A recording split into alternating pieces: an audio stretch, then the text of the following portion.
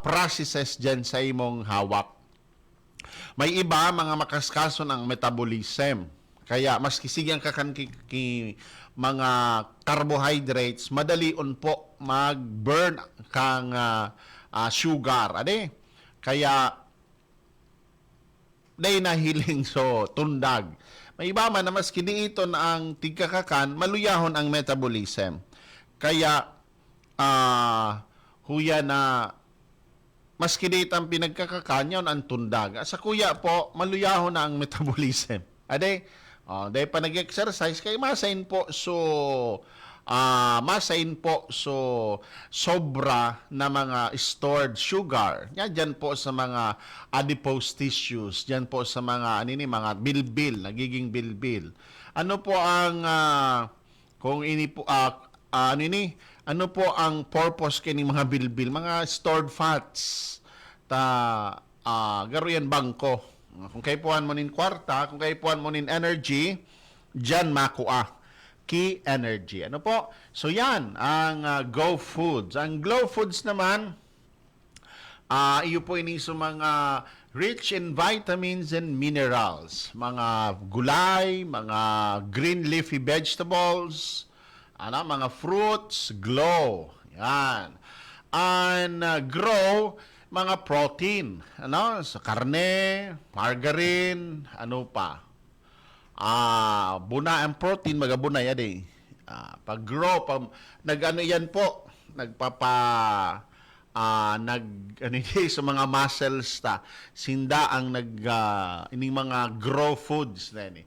So, tamang sustansya, mga katiwala. Halimbawa, dai kang mahalon ang bagas. Sayang kita makuha ba instead ngaya ki carbohydrate sali sa maluto, o igwang kamote, o igwang batag, o that can be a source of carbohydrates. Mais, wet bread. Yan, ano po. So, halimbawa, day kang apple. Say ka makuha ang vitamins. So, magtimpla ka ki o yan limonada. Oh, that can be a source of vitamins. So, day kang karne, bunay, pwede yan maging source kan sa imong protein. Mga tugang, uya na sa satuya po na diskarte sinsiring man sa kaaraman, dahil man kinakaipuhan na mga mabongga, asin mga mahalo na sa tuyang pinagkakakan. Tamang kaaraman, mga katiwala sa mga pagkakan na inihahanda niya to, nagiging kompleto, tamang sustansya asin nutrisyon ang nakukuhakan sa tuyang asin komunidad. Ngunyan mga katiwala, Nutrition Month, iyo man po ini ang panawagan sa satuya. Ano po? Panawagan niya to sa mga nyaon sa gobyerno na tauan in prioridad and food security. Sa mga lokal na leader, asin mga nagigibong mga lay, suportanta po ang mga parauma. Sa tuya po mga tugang napakusugon ang suporta sa agrikultura, sa irrigation, mga katiwala, pag post-harvest facility, as in access sa mga merkado. Kung daing tabang sa mga hali sa mga nagtatanom, paano kita mga katiwala na makakasiguro na may ani kitang maaani. Kan sarong simana, hali kami duman mga katiwala sa Vietnam. Sabi kan tour guide, uya na kang inot ngaya, nag-aangkat ang Vietnam nin mga pagkakan or nin bagas sa Pilipinas. Pero ngunyan, ang Pilipinas na nag-aangkat nin bagas. Ano po sabi niya, napaw no. Napaw no daw. Ade. So, yan, mga katiwala. Siguro, yan. Ding suporta. Ano po? Sa tuya, nagparaaradal dyan po sa PhilRice. PhilRice yun, adi po. Ngunyan, so naukudan, digdi sa Pilipinas, dinarado man sa saindang nasyon, asin kita, na nagtukdo, dahil man ginamit ini, Kita nangunya na nang nagaangkat mga katiwala nin mga kakanon sa mga nasyon. Ano po? Magayunon man na pangapudan ini sa mga eskwelahan asin man sa bilog na komunidad. Ipadagos niya to ang school-based feeding programs, community gardens, yan mga katiwala, asin nutrition education. Kung may karaman ang mga kaakian sa tamang pagkakan, mas magiging malusog ang mga susunod na henerasyon. Ano po? Kaya padagos ta pong ipamidbid sa mga aki ang pagkakanin tamang nutrisyon. Padagos kita, kauntang na po mga katiwala ang report hali dyan sa luwas. Albay Library open ang unyana aldaw. Katiwalang jam ibareta mo.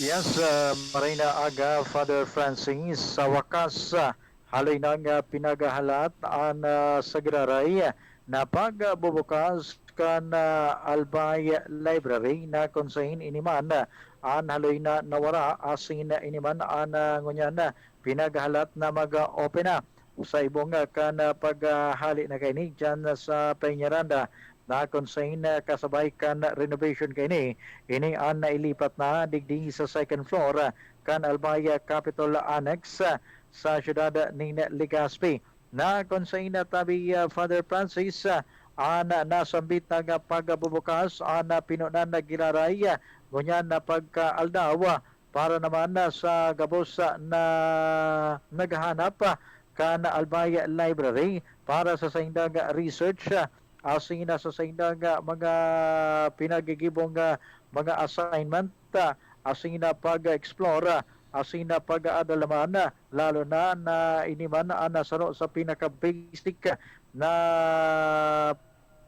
kaipuhan ning nasarong estudyante siring kaining pagkakaigwa nin mano-mano nga pag-aadala asin na pag-research bako na lang dumana mismo sa instant na pag-research ngunyan na papindot-pindot na sana kaya mas maraming giraray siring kaining basic na pag-research ka na mga studies takaning mahiling dakulang pasensya asin siring man magkaigwa ka na nasambit ng pundasyon lalo na sa magayon na pagpupuon sa saindang mga pag-aadal asin mga research work magiging open na nasambit ng Provincial Library pon Lunes sundo Biyernes alas 8 nin pagkaaga sundo alas 5 nin pagkahapon para ma-accommodate ang gabos na naghahanap